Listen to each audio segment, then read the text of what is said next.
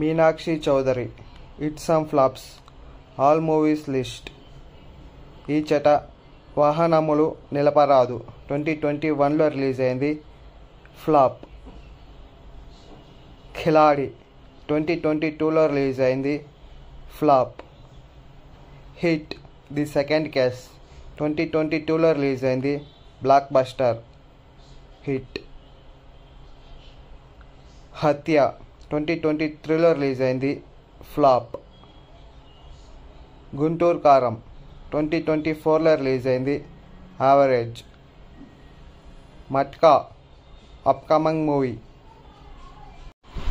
Lucky Bhaskar upcoming movie. Mechanic Rocky upcoming movie.